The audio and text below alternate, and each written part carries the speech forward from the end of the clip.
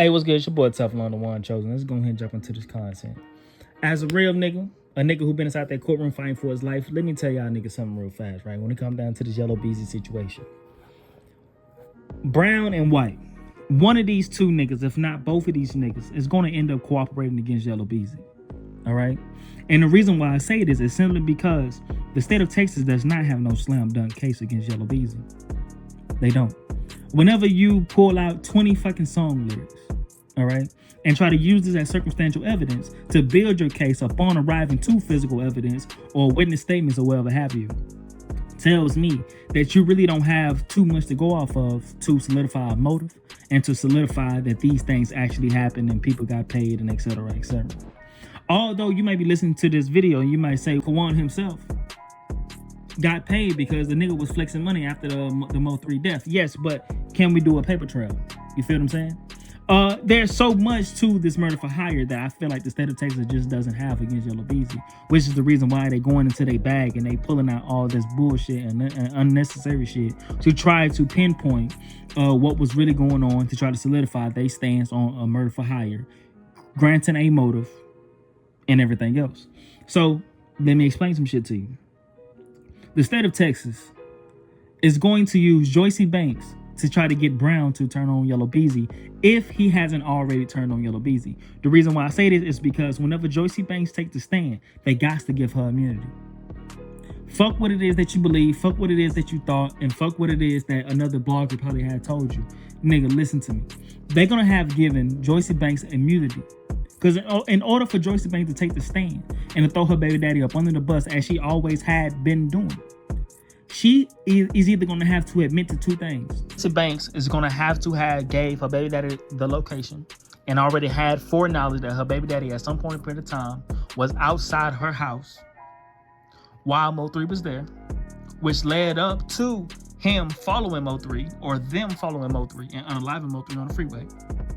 All right?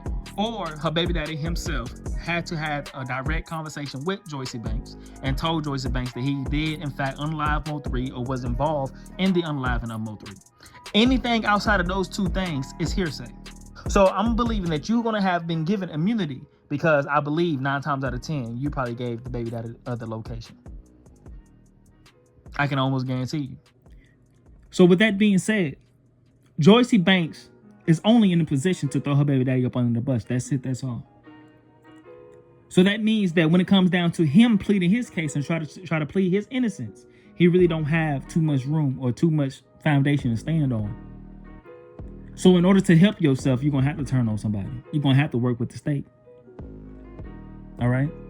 Which then gives the state a better defense or offense when it comes down to try to get Yella Beezy found guilty when it comes down to this murder for hire. On the other hand, when it comes down to Kawan, that transgender girlfriend of his, if you go back and you look at that interview, she rarely said anything that she knew of or heard of firsthand. Whenever they asked her, do you believe that Kawan White unalived Mo3? She only said yes because people were saying that he did. Did you see the video? She said, yes, I think I seen a video and my brothers and them was saying, damn, that's crazy, that's Kawan. Everything it is that she provided to Rainwater on that interview always came from a third party. She can't not say anything to Rainwater concerning this case off of things that it is that she heard firsthand. Like, for an example, if she had a conversation with Kawan and Kawan said, yeah, I unalived that nigga. Or Kawan said, hey, I went and picked up a bag from Yella Beezy. If she heard of anything firsthand, she cannot give this information to Rainwater because now these things that she just told to Rainwater that she got firsthand from Kawan, knowing that he was in fact involved in the Mo3 case, it makes her not prominent when it comes down to the trial. So she got to restrain from saying a lot of shit on that interview. And I felt like if you listen to her talk, she did exactly that. She restrained from saying a lot of shit. There was a lot of stuttering. There was a lot of hesitance. There was a lot of that shit going on. You feel what I'm saying? So I won't be surprised if she takes the stand. I would not be surprised if she take the stand. And if she do take the stand, going to the discovery of evidence, Kawan himself would know that she would be taking the stand. So therefore, that will also apply pressure on him, because now we have another person throwing you up under the bus. But leading up to all of this, my nigga, who do we have to throw Yella Beezy up on the bus outside of them two? Joycey Banks, she only can throw Brown up under the bus simply because that's her baby daddy. She been saying that he was involved. In fact, she said it herself that she didn't even really know Yella Beezy. So your testimony cannot directly affect Yella Beezy. Erica herself, she even said that she don't even know Yella Beezy. So therefore, her statement cannot directly affect Yella Beezy. And that's the reason why the state of Texas is using all of these other things, unnecessary things, to try to get Yella Beezy found guilty, simply because they don't have that strong of a case that it is that you think they have. So in order for the state of Texas to have that strong case and have that slam dunk when it comes down to this murder for hire for Yella Beezy, one of these two niggas is going to have to fold on Yella Beezy, which then brings in other people taking the stand and throwing these other two niggas up under the bus. Because if I was Kawan Brown and Erica is finna take the stand on me, and I know I told Erica some incriminating things, then in order for me to have a shot of coming home, I'm gonna have to turn on Yella Beezy. And if you listen to Kawan interviews, he very much so do sound like he's on the edge. Like, it's really hard to understand what point is he taking, because one moment he's innocent, they don't have nothing on us, and we finna let go free.